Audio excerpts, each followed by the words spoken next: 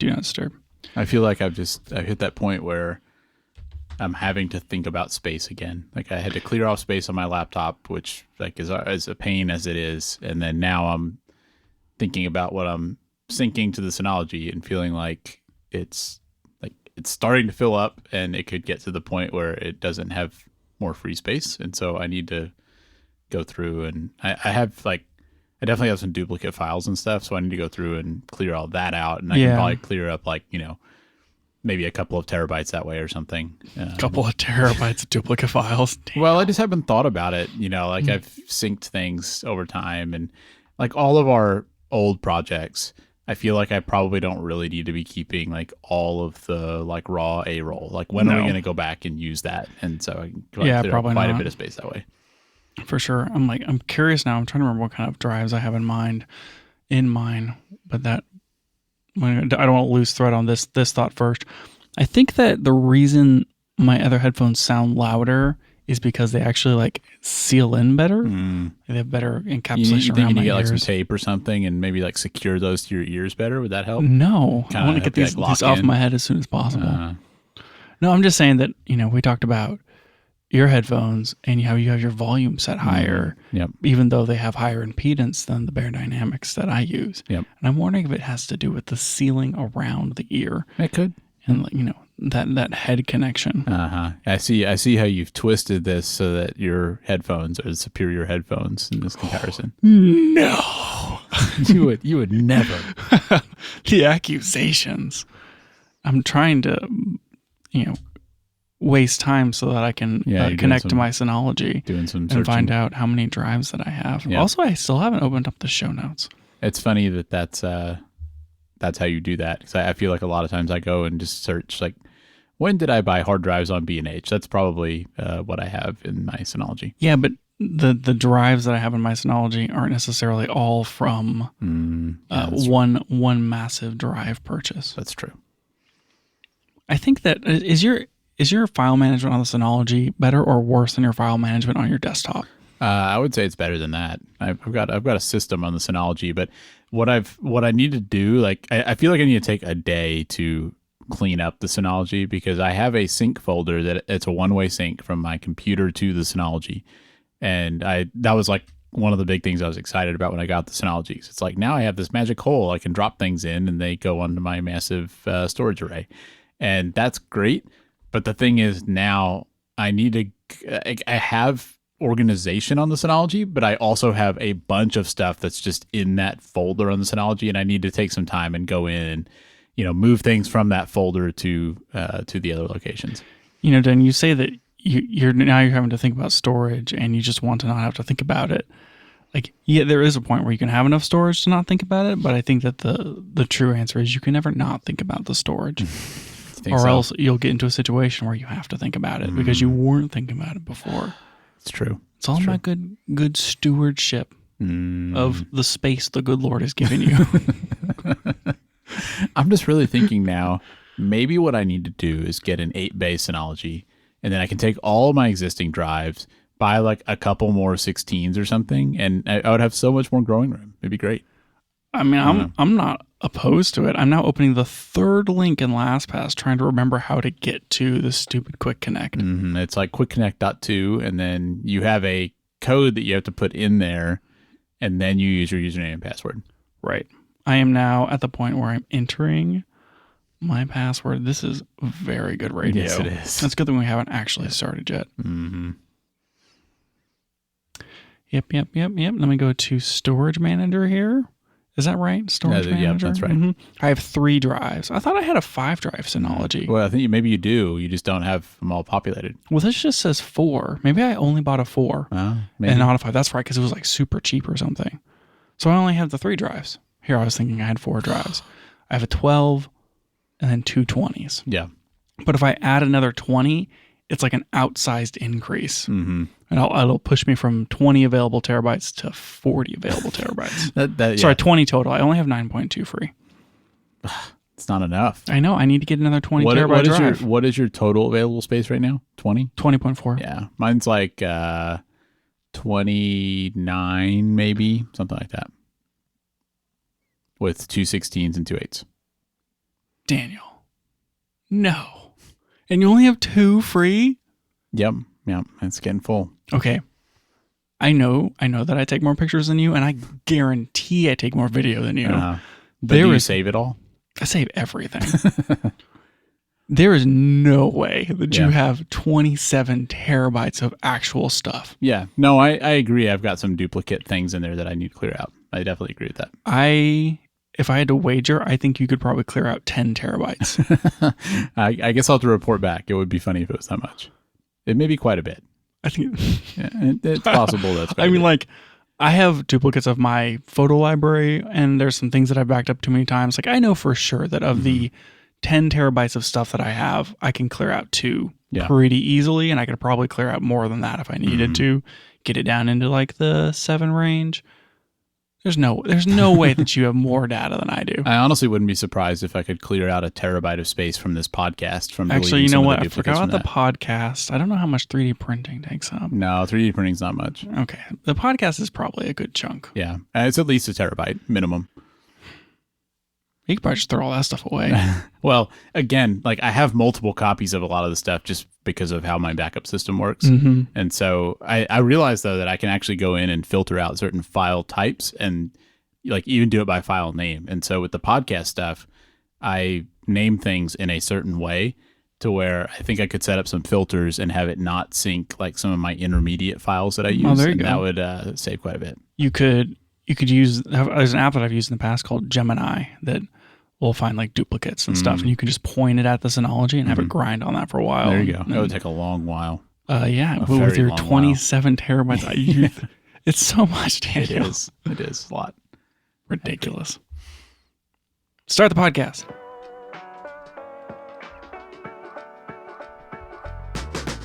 Welcome back to the Camera Gear Podcast. I'm Daniel. And I'm Lucas. And we're here today to talk about the gear, software, and techniques we use to shoot photos and video.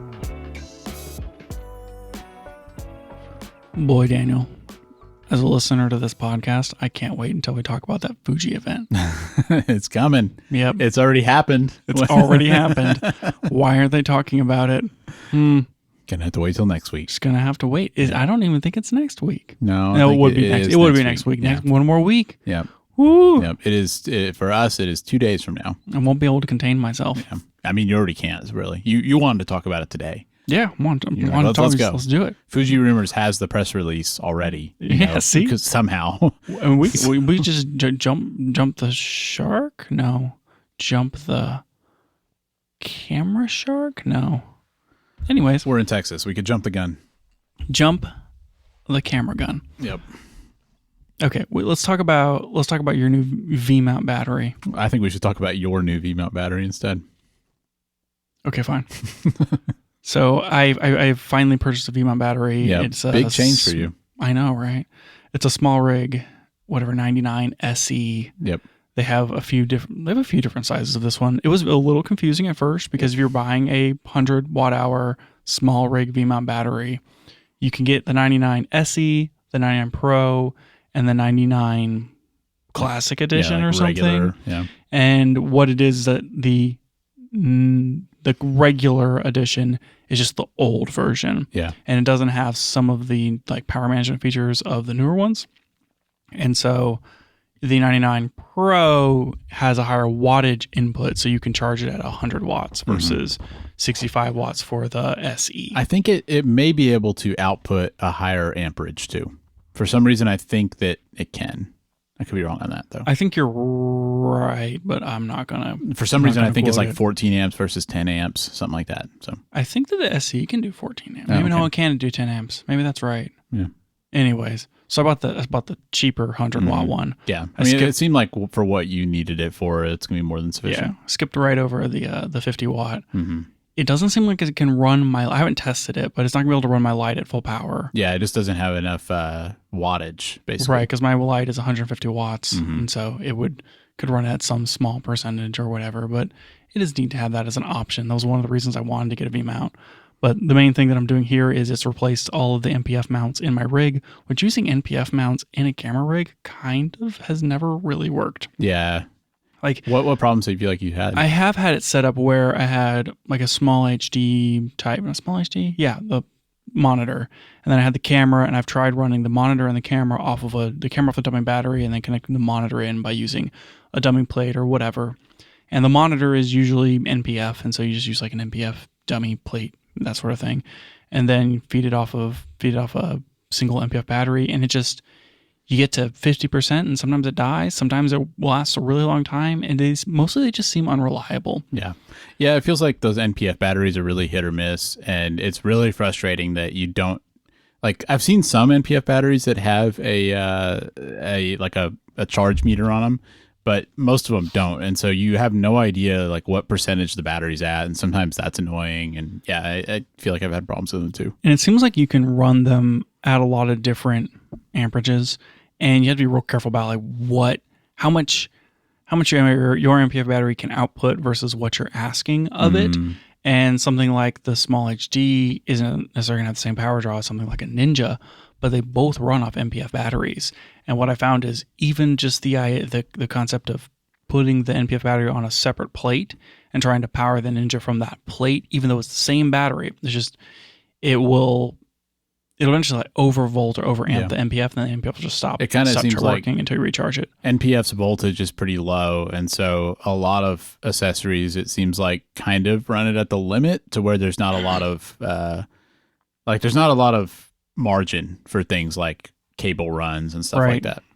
Yeah, the V-mount has seemed so much more solid, and plugging that into even just the monitor and the camera, not really running anything else, it shows you how many volts they each are pulling, and you just have a lot of, I can do all the math and have a lot of confidence that I think it's just going to run. I haven't done a lot of like low charge testing of the V-mount so far, but for the setup that I have now, I'm like way happier. Even though it's heavier, it just feels a lot more solid. Yeah, and so V-mounts have the big plug on the bottom that you can plug into like a V-mount plate. And like that's how my rig is set up, where I have a plate that has outputs on it, and I just like kind of slot the V-mount in, and then it powers the plate, and the plate powers everything else. You're doing it with the outputs directly on the battery, though. Yep. So small rig ones have like a USB-A, USB-C, and then 2 DC barrel jacks and like a D-tap. Yeah, they have an 8-volt and a 12-volt barrel DC, and then they have the D-tap. Yeah, and you just have a couple of cables plugged in directly to the battery, and the battery is mounted on the rig with a V-mount plate that like doesn't have electronics. It's just like a structural. That's correct. I'm running the Ninja off of the D-tap, and I'm running the camera off of the 8-volt barrel jack. Yeah. I feel like when I set my rig up, I didn't want to do that because I thought like I wanted to be able to just hot swap batteries really easily. That was part of it, and the other part was, does your plate have a battery in it? No, okay, so I can't hot swap batteries. I shouldn't have said that, but I can like swap them quickly. The plate itself does not have a battery in it. Until you said that, I had forgotten that you can buy V-mount plates with batteries in them so that you can hot swap. I don't even think I knew that was the thing. Yeah, dude. It's pretty cool. There was a NAB thing that got announced 2 years ago, maybe, from some company. But yeah, you can buy a V-mount plate that just has a battery in it. It's probably a pretty small battery because like you just need to run it for 30 seconds or something so you can swap batteries. Exactly. Yeah, it's enough that it can do what the V-mount can do, or the V-mount battery can do, but you can. Yeah, that's a cool idea. It's very cool. But I think with what I was going to say is I think with the 99 watt hour, I feel like you could maybe get away with just the battery because, I mean, for most shoots, you're probably not going to need to swap that out. So having to plug in a couple of cables isn't necessarily a big deal. Ooh, Shape makes one that is $100, and you can just mount 2 V-mounts to it. It's just a double plate. Perfect. And then you can wire off of that, and then you can just, you don't have to take one of the batteries out. Just swap. This is great. Easy peasy. That's what I need. I need 200 watts V-mount, 200 watt batteries on a double V-mount plate for my tiny little camera rig. Remember last week when we were talking about how you might be hitting the weight limit of a tripod with just a single battery? Here you are. Speaking of, how much does that thing weigh? Well, so my whole rig with the 15 to 16 to 55 2.8 and the V-mount battery is like 8.5 pounds, 8 pounds, something like that, 7.9 pounds, something like that. Call it 8. Reasonable. Yeah, that's fine. Yeah. You just carry that puppy around. Yeah.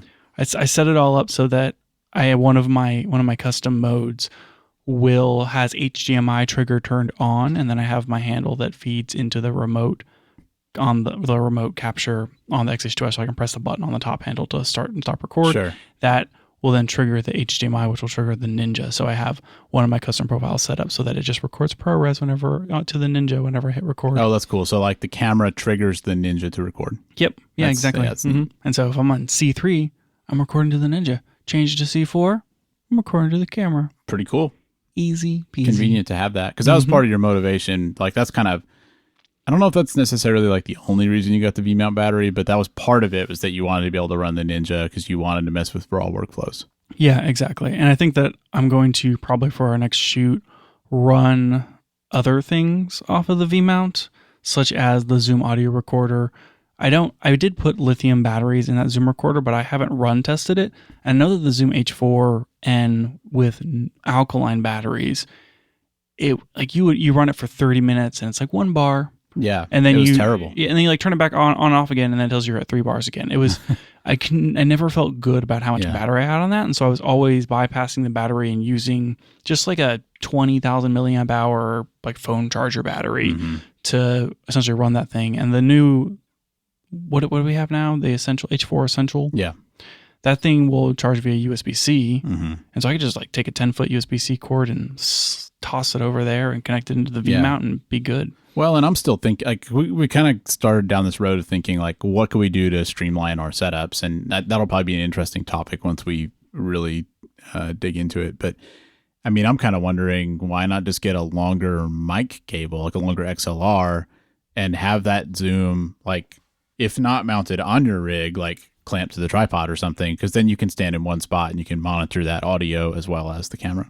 Yeah, that's probably a good idea. Instead of having just a bunch of longer cords to make the XLR longer, then I have to buy another XLR cable. Yeah. But regardless, I like this concept of powering like extra things off of the V-mount. Like if you've got this big battery right there, like you need to be careful about your wattage and stuff to make sure you're not going to make your camera, die after 30 minutes. But as long as it's not a lot of draw, it sure seems convenient to just power things off of that. Yeah, I think that's the most fun thing for rigging and setting things up is, now I have a power source that's just here and it has 5 different jacks on it, and I can plug all of my things in, and I don't have to worry about powering them separately, and it will last a decent amount of time because it's 100 watt hours. Yeah, I do want to do a run test and see how long it will last. In theory, it should last like 2 hours with the Ninja recording and the X-H2S. Yeah, I was curious to test that on mine too. After you got yours, I also got the 99 SE battery, and my goal is like, I want to be able to turn my rig on like the moment I set my tripod up for a shoot. I want to be able to turn my rig on and leave it on the whole time, until we're done recording, and have that be fine. With plenty of headroom on the battery, because what we've been doing in shoots so far is like we kind of turn the camera on and off. Like we may turn it on for a moment, but then we turn it off while we go like set up lights and stuff, and we go back and turn the camera on, and like it's just this extra step. We have to wait a few seconds for it to turn on, and it feels like it'd be a lot faster if we didn't have to do that. It's always the concern of you just don't want it to run out. And the last handful of shoots I've been running my X-H2S just straight off the battery, because previously I would connect my NPF plate and then plug that into the power to give it a little extra boost just in case. But for the last few, I've been simply going off in-camera battery, one battery, and fingers crossed. And that thing will record 6K for over an hour. Yeah. And it's mostly fine, but sometimes you need the peace of mind. Yeah. Well, I mean, sometimes we've had interview shoots go 45 minutes, depending on like if the person needs to repeat themselves or, whatever happens. Like sometimes they go long. And if the setup takes, 30, 45 minutes and the shoot takes 45 minutes, like you can run into a problem. So yeah, definitely. It's nice to have extra space. I think this is going to be a good convenience feature. So I'm happy to be in the V-mount world now. Yeah. Even though I guess there's maybe some contention on how secure those mounting configurations are for V-mount, and some people prefer other cinema batteries. Yeah. Yeah, it's like gold mount or something, which sounds more premium. Gold mount. What's the one that the Pixis uses? It's like B or something. A lot of cinema cameras use it. It's like a BPU battery, I think. Yeah. Those are smaller. Like they kind of look like NPF batteries.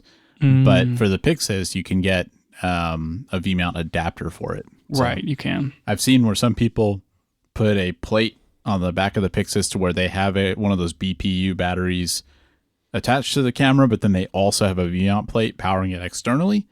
And so that's kind of like what you were saying with having like almost like a hot swap, capable thing. Mm-hmm. But then like Tilta also makes an adapter that literally like slots into the BPU slot on the Pixis Nice. and then gives you a V mount, like behind that so that you can, just power it directly off of V mount.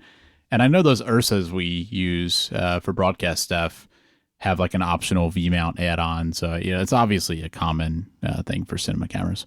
Yeah, I'm curious if gold mount is really better or V mount is the true standard. Yeah. I don't know. I mean, I've seen a lot of gear that uses V mount. Like It's very your common. light can use it Yeah. if we had a big enough battery. we would need quite an expensive battery Yep. one day. Cool. Since we're talking about it, I had a small update here on RAW workflows, but now I'm wondering if I even want to talk about it.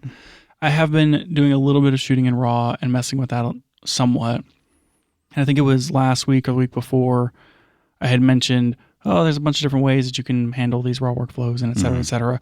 Now that I've gone much deeper into it, it isn't a lot of ways. It's only like one way. If you're shooting, if you're shooting in ProRes, so if you're shooting in Blackmagic RAW, you have to bring that into Blackmagic to develop it, essentially. I don't know if anything else can handle Blackmagic RAW except for DaVinci Resolve. And so if you shot in Blackmagic RAW, you essentially have to bring it into DaVinci Resolve. And then in Resolve, you can't just, I don't think you can simply, maybe you can export from the media viewer to just straight to the encoder. Normally, you have to like take all your stuff, drop it into a single timeline, and then you can treat it like it's clips. Like you can color grade all the clips individually, but you still have to take them and drop them into a timeline. Doesn't Blackmagic have some standalone encoder type thing? I can't remember what that's called. I mean, when I say standalone, I mean software. I'm not talking hardware. They may. Here, you look that up, but maybe that's a solution. But either way, you have to bring it into DaVinci Resolve or I guess this encoder, and then do all your transcoding and adjust your ISO and that sort of thing. That feels like a pretty heavy step compared to just dumping it into a converter. And if you're developing the RAW, especially like ProRes RAW, you have to do the demosaicing on the computer. And so you are doing some level of deciding, am I going to take this to a log profile? Am I going to take it to like an HDR color space, like a Rec 20 linear type color space, and decide how you want to develop it? And then you have to have the right thing to develop it. Or you have to convert it to Cinema DNG. And it seems like those were the three options that I found, was use Final Cut Pro, use compressor, or use this raw converter that converts it to Cinema DNG. And if you do the Cinema DNG thing and you bring it into DaVinci Resolve, you can't adjust the ISO. You can only adjust the exposure, but it basically acts the same, but it feels kind of like a non first party solution. And I don't necessarily want to shoot in RAW and then have to bring that into Final Cut Pro and do all my colory stuff, and then export it to some ProRes format to then eventually bring back into DaVinci Resolve to finalize it. Because I have to decide like the raw things that I want to do, I have to do in Final Cut basically. Like if I want to adjust the exposure or adjust the white balance, those things basically have to happen in Final Cut before taking it somewhere else. Yeah, I mean that's what seemed to me like the problem with ProRes RAW for our workflow is like we edit all of our projects in DaVinci Resolve, and so using ProRes, it's like, or ProRes RAW, it's like, well, now we're introducing Final Cut as like this extra thing we also have to use. I have been toying with the concept of using compressor instead of Final Cut Pro, and so you can take the ProRes RAW files, dump them into compressor, and then set all of your settings that you would have. Like, there's more settings that you would have available than Final Cut, though it doesn't have all of like the developer stuff, the film developing stuff. And I haven't had very good success with that, but I have had some success with, you can compress it from ProRes RAW in the compressor app to whatever you need it to be. But where I'm kind of getting stuck is like, I've taken like one step back after having dealt with like, here are the three options if you're not shooting, like Premiere can do it, but here are the three options if you're dealing with ProRes RAW. Well, what's the other option? Is it really worth dealing with ProRes RAW? And what I've landed on is how bad do I need chroma subsampling? And it's like if you shoot on my camera and a lot of these mirrorless cameras, you can't really shoot ProRes 4444, like the non-subsampled, super high-end, intermediate 4444 HQ. And even if you could, those files are enormous. Like they're bigger than ProRes RAW HQ. But ProRes RAW HQ is smaller because it isn't storing all those intra-frames. It's storing all the frames, but it's not storing like all the same data. It's not debaried, so it's smaller.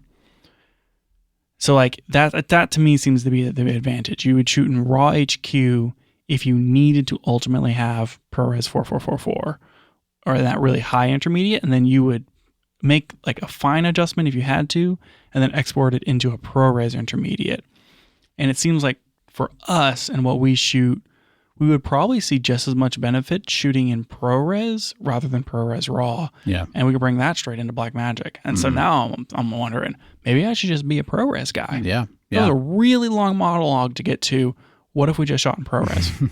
I mean, one thing that's been frustrating to me on our projects is just like how much the editing bogs down, especially once we add like noise reduction and stuff, which I know this wouldn't totally fix, but I mean, Resolve just is not as good as Final Cut at like smartly rendering things in the background. And you just have to set it up right. Yeah, I don't know. It's the idea of having like a more edit-friendly codec for the files is appealing for that reason. Did you find anything about that encoder? No, I can't remember what it was called. It may have been. I feel like they have some standalone program that can do something like encode files or something. I can't remember what it is. I did see where for Blackmagic RAW, they actually have like a developer SDK, so you can write your own tools to use it. And there is something called BRAW Studio. It's made by another company that can do something with BRAW. So that's interesting. It's interesting that like those possibilities are there. And I also had forgotten that Resolve actually has a scripting interface. So you can actually like write command line tools that use that do things with Resolve. So you could imagine like if you had some sort of workflow you wanted to do of like, I want to take these BRAW files and do X, Y, and Z to them and then transcode them, like it should be possible to write a script to do it. It's kind of interesting. That is very interesting. Maybe that's a solution. Yeah. I don't know. Could be. There's something that you said that triggered something in my brain, and now I have since forgotten it. It's just totally gone. Yep. Totally gone. Oh well. So I don't know. We could maybe start shooting in ProRes. We are shooting in a intra-frame codec in H.265, but it is the decoding I think that's really slowing things down. Mm-hmm. Yeah, I don't. It's a trade-off, I guess, because file size wise, I imagine ProRes would be bigger, which is some way to think about. But it could be worth it if especially if you get better quality. But like if you get better quality and better edit performance, like that'd be great. For sure.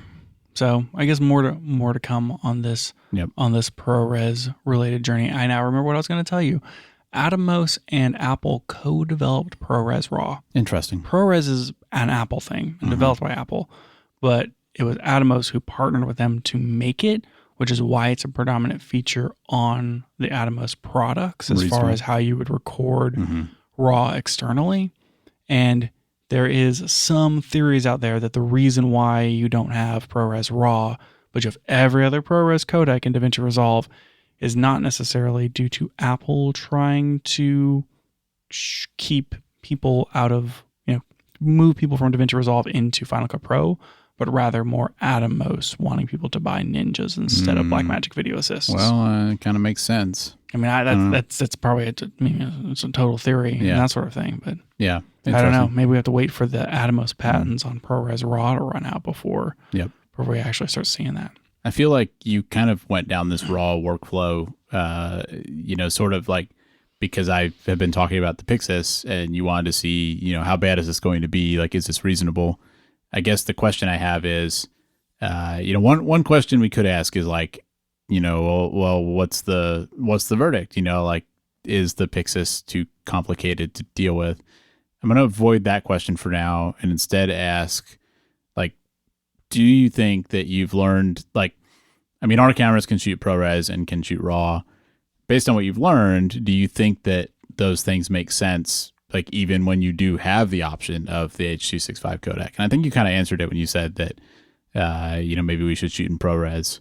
But like, I guess to more directly ask that question, like, do you think there are advantages to doing this, or is it kind of just like you're doing it to learn and see if it's a viable workflow, like if we had a camera that required it? I want to know if it's that much better of image quality compared to what we're currently doing. I think that the shooting in ProRes would provide us some advantages. It's still 422 10-bit. You're not getting the additional chroma subsampling. You're not getting the higher bit rate, because I think it's 12-bit RAW for the Fuji, which that was confusing to me as well, because I know that the Fuji does a 14-bit readout on the sensor whenever you're shooting under 30 frames per second, but you are only get 10-bit footage. It is kind of doing some sort of downsampling, but that does give you extra dynamic range. However, if you're shooting in 12-bit linear RAW, is it taking 14-bit off the sensor, or is it only reading 12-bit off the sensor? Good luck finding an answer to that, right? My phone went off because it looks like I was delayed. Daniel will be notified that you will be there in 9 minutes.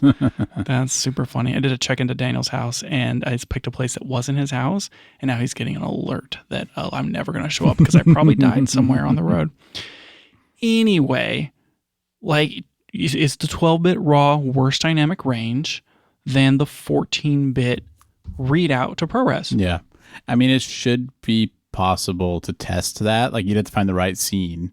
Yeah, I could Because shoot a scene in both, and then you don't have the Xyla thing that Gerald has. So you'd have to shoot a scene, but like I could shoot a scene and put them both into the whatever scopes, and like compare the two scopes and see if there's a difference in the highlights. So maybe that's like worthwhile doing to see what level of advantage just from a scope perspective there is to shooting in RAW. But I feel like I think the ProRes makes sense for us. I think we should start considering shooting in ProRes and then recording. I wouldn't want to shoot. We could shoot internally, but we'd have to get bigger CF Express cards, which you'd probably be super into. You already have a 2 terabyte CF Express card. You haven't told me. You're probably looking one up right now. Daniel, stop surfing B&H right while we're talking on the podcast. Jeez. Anyway, I equate the whole RAW workflow like shooting on film. Oh, really? Oh, yeah. It's cool. So? It's like the camera. It's like shooting on your iPhone. The camera will do all the demosaicing and conversion for you. Like it'll just do it for you. Yep. But if you want to insert yourself into that process and say, no, I'm going to do all the noise reduction, sharpening, demosaicing myself. By hand. You can do it. You can just put yourself right there. Yeah. And now you're responsible for all the noise reduction, demosaicing, and sharpening. And like, maybe you're good at it, maybe you're not. If you're not, too bad. Yep. So I don't know. I think that it comes down to how much do you need to save yourself in post? Yeah. Yeah. I mean, it's always like H.265 is so fast to deliver, same with like, still photos, like RAW versus JPEGs. Like you can shoot JPEGs and just send them off, but you can probably like your ceiling of quality is maybe higher with RAW. I think if we were shooting on a Blackmagic camera, I'd be perfectly happy shooting in, even for light stuff, a compressed or a slightly less compressed Blackmagic RAW, because it would just fit to our workflow fine, and we could deal with the file sizes. Dump the RAWs when we're done and export everything to like a H.265, like a high quality H.265, and then get rid of the RAWs when we're done with projects, but still have those files to like kind of like work with. And I think that would all be fine. Otherwise, like dealing with RAW just kind of is way more work than anything that we're doing deserves. Good to know. Yeah, so that's where I am. Boy, that went way longer than I thought, Daniel. I was texting you the other day, just so much stuff about chroma subsampling. I'm like looking these things up. I'm sure that was terrible for you. Sending you like megabit per second write rates for different profiles. Well, there was one time you were like, "This thing's the same as what we shoot on the Fujis. It's like 320 megabits per second." And then a moment later, you're like, "Oh, actually, it's 1800." That's a big difference. Okay. So, you know what? The AI summaries are pretty handy, and sometimes like it does the summary and then it shows you the page that's summarized, and you go, okay, that's straight from Fuji's website. That should be legit. And then you go pull up the Apple ProRes white paper, and on page like 18 of 69, you find the appropriate rate for ProRes, and it's just different. Actually, I found it on the XH2S white paper where they were listing the right rates for ProRes for that camera at the exact 6.2K at 30 frames per second. It's like 1860 megabits per second. Like, oh, okay, that actually makes more sense. Yeah, it makes way more sense. 320. Oh my gosh, we shooting ProRes all the time. Ridiculous. Now we know because you read the white papers. You got to read the white papers. It's got There's a lot of good information in there. Yep. I'm saying, you got shooting in log. Go read the white paper. There's graphs. There's graphs. It's very, very fun. Super helpful. Canon released a new camera. They Daniel? did. Not very recently, but they did release a new camera. I have actually, we probably only have 10 minutes left now at this point. Those two topics. I was thinking on the way over here, what if we had an episode without topics, and how bad would that be? Oh, man. It feels like it would be like this episode. Yeah, pretty much. Yeah. Just super not on the rails. We've had some that are worse than this, but yes. Which one? I don't remember, but we've definitely had some where I try and think of a title. And it's like, I don't know. Very good. Yeah, no, so this was going to be my compact camera episode because I've been wanting to talk about the Lumix Z99 and the Lumix G97 since like Christmas. And they just keep getting pushed back because stuff keeps happening. And then new cameras get released that also fit into that category. Right. Well, okay. So this PowerShot V1 that Canon announced is mostly just what I want to talk about. And maybe this is the only thing we talk about today. They announced this thing at, what was that camera thing that happened? CP. No, they didn't announce it at CP Plus. It's been out for longer than that, hasn't it? No, they like recently announced it. Okay. It's not even really out yet. It was like mostly announced. Well, it was sometime within the past like month or two, I guess. Yeah, sometime in the past month or two. It's not coming to America yet because it seems that Canon has ramped down production of a lot of their compact point and shoots. Yeah. And so they don't want to necessarily ramp all the way back up, and they're trying to play their cards close. There's also rumor that they're holding this one so that they have something to announce at NAB or something. Okay. Maybe not NAB. That would be a weird spot to announce this. Yeah. But there's an upcoming photo video thing that it probably made sense to look at. They have another thing they just announced this a second time. So what is it? It's the PowerShot V1. I think I sent you a link to this, and when you saw the name, you thought it was that weird vertical camera they had. That's the V10. Yeah, this is the V1. Way, so it's way 10 more times confusing. better. Yes. Is that how that works? No, the other one's for Canon. The other one's 10 times better. No, for Canon, that's how this works. And weird backwards. Because Canon had like the like the R50 and the R5. Like the R5 is much better than the R50. 10 times better than the R50. This is the same kind of situation. You got the V10. And then you got the V1. Okay, yeah, this makes a lot of sense. This is like, okay, so it's if you compared it to the R1, this is the R1 of vlogging cameras. Is it now? I don't know. It's pretty cool. It is pretty. It's pretty cool. I don't even have a price for this thing. I have no idea how much it costs. But it's like a point and shoot camera. It's for video. Has a full flippy screen. But this thing has all the things.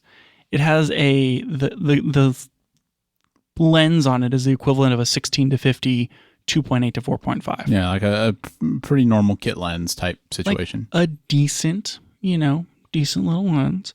It has a 1.4 type sensor, which is, so micro four thirds sensors are 4x3, as everyone knows. It's not why they're 4/3. It's just 4x3. Whatever. This is a 3x2 sensor, but it's the same size as a micro four thirds. So it's like a slightly different aspect ratio of the same size sensor. So you're looking at 2x crop factor, and it's 22 megapixels. That's almost as many megapixels as your XH2S. That's true. It is. That's very similar. Very similar. Yeah, good call there, Daniel. But like also 4 micro four thirds sensors, 22 megapixels is about as much as you're gonna get. There's not really too many super high resolution. I think I maybe have seen 125, but most are like 20. Yeah, it's hard to get that density up, right? Anyway, decently big sensor for a point and shoot. A micro four thirds size sensor in a point and shoot is pretty big. I mean, we see some APS-C stuffs like the GRs and that sort of thing, but this is like pretty stinking small, especially with its built-in zoom lens. And it's built for video. It has built-in NDs. It has a multifunction hot shoe. It has a full flipping screen. It can shoot 4K 30. It can shoot 5.7K. It can do 4K 60 with like a 1.4 crop on it. It can do like wired and wireless video streaming. It has all of the features. You got like headphone, mic socket. I think it has a log profile. Yeah, you can shoot in C-Log 3. 10-bit C-Log 3. There you go. Yep. Obviously we would want C-Log 2, but like they kind of, that's depending upon the sensor itself. Like you have to have more readout. 10-bit off of a sensor this big is probably what you would expect anyway. I'm happy with it. I'm happy with C-Log 3 for something like this. Unlimited record time? Yeah, unlimited record time. It seems like it took a lot of the features from the R7 and are applying it into a point-and-shoot body type. Yeah, I thought it was an interesting product to release because it's like we always think of point-and-shoot cameras as being kind of casual and not having pro features, but then they added a lot of things in this that people would want, for doing like higher production value work. And it almost seems like kind of a different category of thing where they're like, we know you want this to be easy to use and like maybe you don't want to deal with swapping lenses and stuff like that, but like still going to give you, a lot of those features you would want, like an ND filter, full flip screen, log profile, etc. And I have a feeling people are going to be into that. I could definitely see vloggers who like don't want to go way deep into camera stuff like we are, they don't want to have like tons of lenses and stuff, but they just like want to take their content like to the next level of quality. It seems like a perfect fit. Oh, definitely. What is the Sony equivalent to this? I know that they have the ZV-E line, but those are interchangeable lens. Don't they have something like this that's not an E line? I don't think it's this small. This thing is pretty tiny. Yeah, because there's a ZV-E10, which I think is still interchangeable lens. Yeah, it's APS-C interchangeable lens. But I think lens. there might be a ZV-10. That's what I was trying to look up. I feel like there's something like that. I don't remember exactly what it's called. Yeah, me neither. Irregardlessly, this is pretty stinking cool, and I want more. I want more of these point and shoots. I want point and shoots to come back. It obviously, the X100V effect and those things kind of like building up the market, people buying a lot of used point and shoots. It seems like the camera companies are still a bit trepidatious to bring these things to market, with Canon, for instance, releasing this only in Asia, not bringing it to the US or Canada or that sort of thing. It seems really appealing. I agree. I didn't see anything about how it could shoot in vertical, but I know you could just like turn it sideways. This could be like a TikTok machine. TikTok machine. Yeah, it's interesting. I guess to follow up on our other conversation. So there's the Sony ZV-1 and a Sony ZV-1F. I can't tell if those are the same. I'm also seeing a Sony ZV-1 Mark II. So I think that's what it is. Like you take off the take off the E because of the E mount. Yeah. Okay. Yeah. Yeah. So the ZV-1 II is the one that I'm thinking of. But that one is like a 1-inch sensor, right? Yeah, I think it is. Yeah, so this thing is going to be a little better on low light, a little better performance. I don't think the ZV-1 Mark II can shoot in any S-Log profile either. I think you can only shoot in like S-Cinetone. I think that's right. So the price is about the same because that ZV-1 Mark II I think is around like $800, $900, something like that. And it looks like the PowerShot V1 is assumed to like I guess to convert from whatever currency, like in whichever Asian country, it's around $990, so it's about $1,000, so it's similar price. Okay, yeah, that makes a lot of sense. So this is probably very comparable to something like a ZV-1, which is a very decent like little vlog camera. Yeah. So I like what Canon's doing here. I think it has active cooling on it. It does as a fan. Like a fan. I don't know. It seems like a souped up version of a ZV-1 too. Yep. It's neat that it does like the wired and wireless video streaming. So it feels like you could use it as a webcam or if you're a streamer or something. It's kind of neat. So I like it. Yeah, I like it too. It's. Do you think there's room for more things like this? I do. I assume that Canon is just kind of holding off on the release to the US for either announcement reasons or for availability reasons, we eventually will probably talk about the Lumix Z99, which is a totally different approach to the point and shoot. This Canon PowerShot V1 is obviously a video camera, whereas the Lumix is more of a super zoom type camera. Yeah. But even still, we're finally seeing some of things trickle out to the market. I think the V1 from Canon is interesting to me, more interesting to me than some of the other stuff we've seen, because it's not just a rebrand. A lot of the point and shoot type stuff that we've seen come from, like, for instance, Panasonic with the Z99, it's basically just the same thing that they released a number of years ago, and they bumped the name, bumped like one minor spec, took away the viewfinder, and here it is. Yep. And it seems like it's a matter of racing to get something to market versus taking the time to develop something for the market. And I feel like the PowerShot V1 is more of the latter, where it feels like it is developed for where the camera market is now, and for the people who need, like, this is going to shoot better video than an iPhone. Oh yeah, for sure. And I feel like I know people who want that sort of thing where they, do a lot on Instagram or TikTok or whatever, and they want to be able to shoot better video. And for, whatever reason, like whether it be Zoom or something else, the phone just really isn't the right choice for them, or they're kind of like looking for something maybe a little better. And this seems like it slots in at a pretty good spot where, like, yeah, it's $1,000. It's kind of expensive, but it feels within reach more than like, trying to buy. Like, I feel like when we've tried to recommend cameras to people, you start talking about it and they're like, oh, like, I think I could swing $1,000. And then you have to remind them, like, wait, that's without the lens. Like, you're still going to need like a $600 lens to go with that. And this seems like a good deal, being that it's $1,000, like, comes with a, pretty decent kit lens and has a lot of good features that are like actually going to make a difference if you're shooting video. This is something that I would even consider for myself as like a travel camera.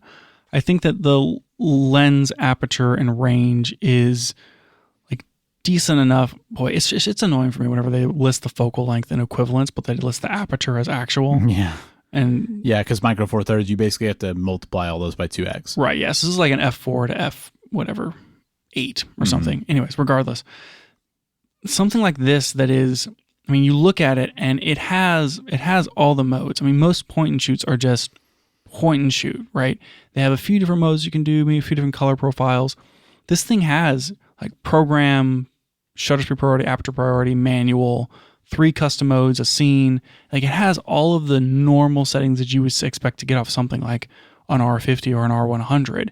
It is a manual camera. Yeah. That can shoot raw photos. It can shoot, what is it, like 20 frames or 15 frames per second burst.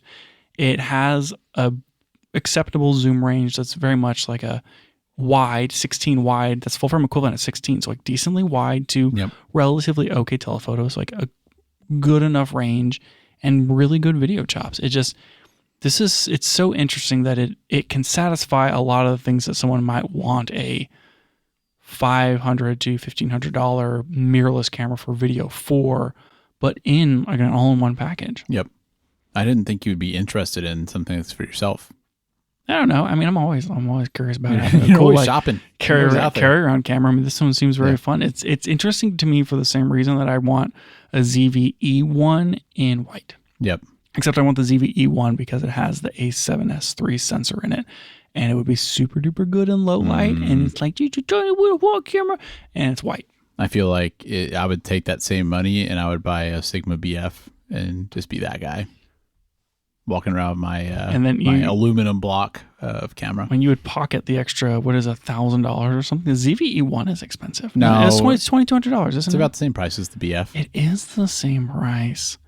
I would pick the ZV-E1 over the BF. In terms of functionality, it's much better. It's going to take worse photos. It's only 12 megapixels. But I do feel the ZV-E1 is probably due for an update. You think so? Maybe. I don't think they're going to update that until they update the entire line.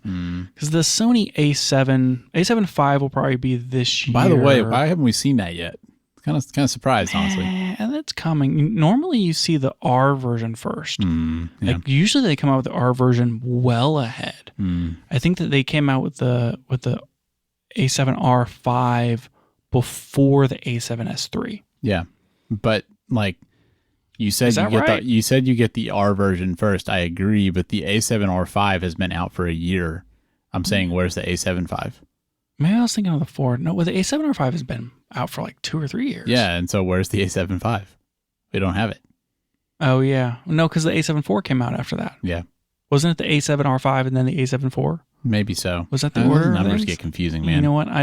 You can't track it. You would hope that they would do all the 5s, then all the 6s. Yep. But that's not how they do it. Yep. So are they not going to release A7R6 before the A7 V? I don't know anymore. I've lost the thread. I'm totally confused. Well, now I'm totally confused. And where's the A7S4? Where's that at? That one's. There's no way we see that for a little while. They're getting the mileage out of that sensor. Honestly, they have to be getting rid of like one of the two between FX3 and A7S. No, and they're not going to get rid of the FX3. No, I don't think they're going to do that. I think they're going to do the same thing. They're going to release when they release a new version of the FX3. They're going to release a new version of the A7S3, and I think it'll be a 6K sensor, probably stacked, maybe not, but some sort of fast reading 6K sensor that can do really good in low light. Yeah. That's the main thing for that camera. That's the next, seems like the next evolution of that camera. They basically have to do something. That 12 megapixel sensor is so good at low light and so good at 12,800 ISO. It's kind of like the only thing really in that range. Mm-hmm. Even you go into like the cinema stuff, nothing has a base ISO that high. They're all like 3,200 or whatever. Yeah. So I think that it's kind of in a special spot in Sony's lineup, and I have trouble imagining them giving up that feature. Like it's kind of a selling point for that camera. That's true. So I wonder, they would have to develop a whole new sensor they can run at that base ISO. Yeah. I don't know. That's gonna be a while. I don't think we see that camera for like 2 years. Yep. If I had to guess. Did you see that rumor of there's some wild, so there's been a rumor for a while that Panasonic was going to announce something at NAB or something. They said something in April. They didn't say it at NAB. And there's a rumor that what they're going to announce is some kind of quote unquote compact L-mount cinema camera. And I think the editorialization on that rumor was that it was going to be like an FX3, like an FX3 type body, like same kinds of trade-offs, maybe, like no EVF, etc. What do you think about that? I think it'll be interesting. I think that Panasonic could do it and do it right. The FX3 was like its own, it and the A7S3, I guess like it's the only thing with that sensor really that they made. I could see Panasonic doing it, but it feels so out of place without the what is it, the S1H2. Like, in other words, like a cinema focused thing, but like they don't have like a hybrid video focused like regular body. Is that why it feels out of place? Sony has their FX line. They have their FX9 and 3 and 6, and the here's our cinema line, well distinguished. Canon, same thing. Here's the C line.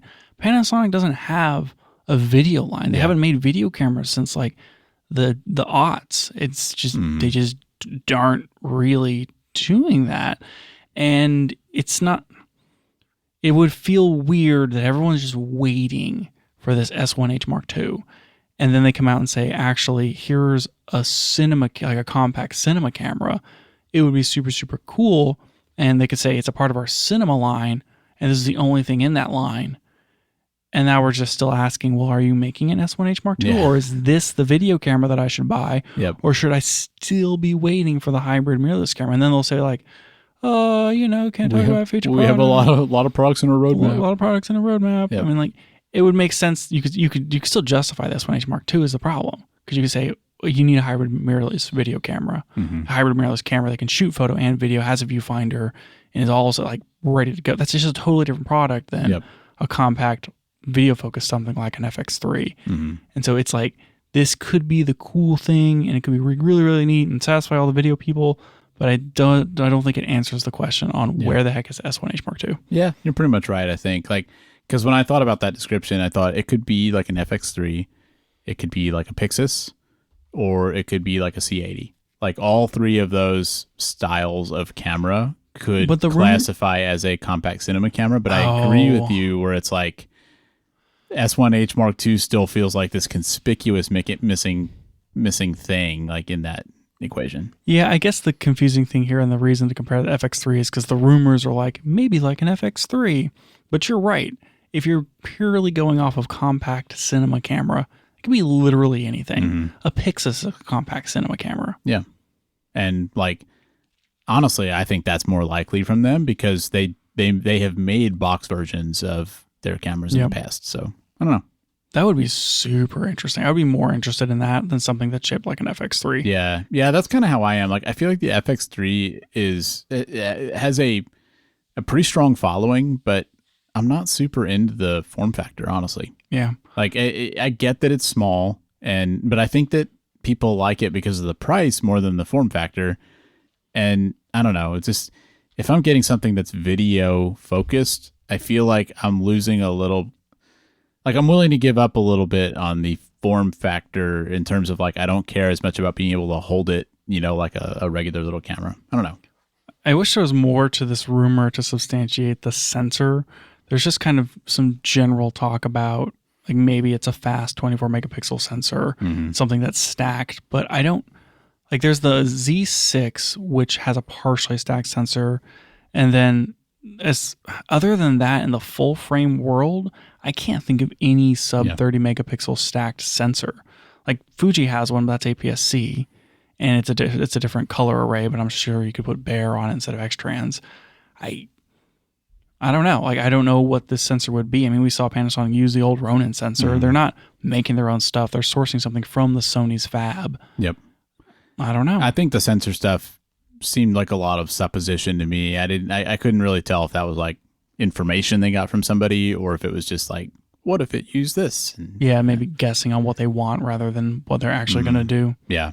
I do think that like a lot of people were disappointed in the video performance of the S1R Mark II, understatement. And part of that was because it was a high resolution sensor. So that could lend some credence to the idea that it would be lower megapixel. And it would also kind of match like, the FX3 style like place in the market. But yeah, I don't know. I guess we'll see. Yeah, I'm curious. I would like to see something I want to see something from Panasonic that's purposely fast. You have the R1 Mark II. No, it's just the R1. The Canon R1 with that's an example. It's like what 30 megapixels, 26 megapixel stack sensor, can shoot 40 frames per second raw photo. It's just so fast, can do all this cool stuff. And the XH2S is remarkably good at video with its sub 10 millisecond rolling shutter and the 14-bit readout and like all this stuff. It's really, really good at video because it's smaller than full frame and it's stacked and it's not high resolution. Yeah. And the Z6 is pretty capable, but like it's kind of stuck in the middle with its partially stacked. It would be cool to have a video focus camera from Panasonic, who's like the video camera company kind of, that is really fast. And they don't have a fast camera, which is why we're like, where's the S1H Mark II? But if they could do a video thing that has, call it 6 millisecond, 8 millisecond rolling shutter and is in the 6K range, that'd be really appealing because it would kind of be the only thing in that region other than like a Komodo with its global sensor. Yeah, because like that's a downside of the Pixis is the Pixis sensor is not especially fast. No, it's not. It's not especially fast. Like it's fine and you get decent image quality out of it. But I think that there's a lot of $2,000 to $6,000 full frame cameras that have decent image quality that are 25 millisecond readout. And like that's fine. But I feel it's just so weird to me that within that range, that price range in full frame, there's not too many things. Yeah. I mean, like you have to get into the 40, whatever the stack sensor, 48 megapixel 8K or whatever. And I guess that's probably the trade-off that people want to make is like if you're going to spend all the money, get 8K. Yeah, I guess so. I'd rather have speed, honestly. I mean, 8K would be nice maybe for having that extra detail to crop in, but you're still getting decent speed. I mean, even the Z8, the R5 Mark II, they can do full frame 8K, like really good rolling shutter. I mean, you're still getting it. Yeah, you're just paying the price, like you have to buy the camera. Yeah, it was just like you could min-max even farther if you only did 6K. That's and true. We haven't seen anyone do that, and it'd be cool if Panasonic did it. It would. Wow, we really did go all over the place in this episode. Yep. So that's the Canon PowerShot V1. And the V-mount battery and the raw workflow and Panasonic rumors. Really gonna have a hard time coming up with a title for this one. You figure it out. That's it for the show today. Thanks for joining us, and if you liked it, tell a friend so they can check it out too. You can find out more about the show at www.cameragearpodcast.com, and you can find us on Twitter at CameraGearPod. We'll be back with more next week.